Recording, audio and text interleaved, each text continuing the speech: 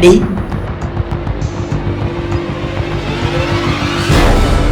Saboda ta galabaita da yawa sai an mata aiki. Yanzu kuɗin aikinku jaka 73 za ku bayar. Kuma yadda na gaya miki da yarinyar nan marainiya ce, ba ta da uwa ba ta da kowa sai Allah.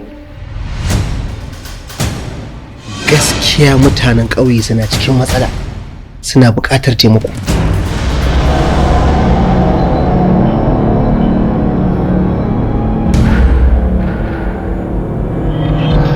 Likitoci in suna aiki suna burge ni, kuma ni ma ina so in zama likita. Ni ina so in zama 'yar jarida. Ina son in zama lauya idan na girma.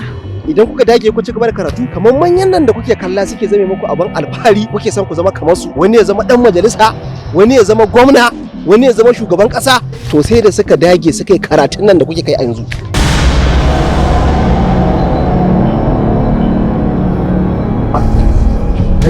Ina ku?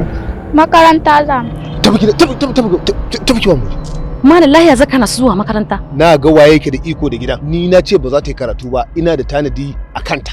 Ya kake son duniya ta kalle mu ka ce za ka mata irin wannan danyen hukuncin? Wallahi kina sake zo min da wannan magana tukunya zan sa an ruguza a kanki.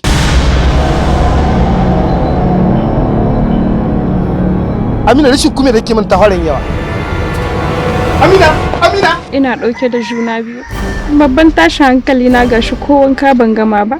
Ya kamata ku ka tausaya wa mata. Haihuwar nan kun haihu ɗaya kun haihu biyu. Ku sa tazara tsakanin aihuwa da aihuwa. Ban gane shi kuma ba zai mayar ba. Inna lillahi wa inna ilaihi raji'un, na shiga uku. Ai yaro kuɗi ne a wurin Larabawa in ake su ta barada. Musamman ma yara ƙanana to kai da talauci hayyata. Shi ya yi can kai kayan nan gurin. Waye ga Alhaji Mamman?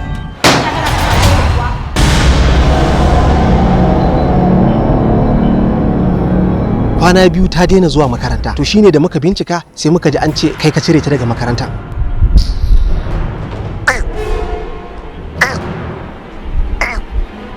Mamala!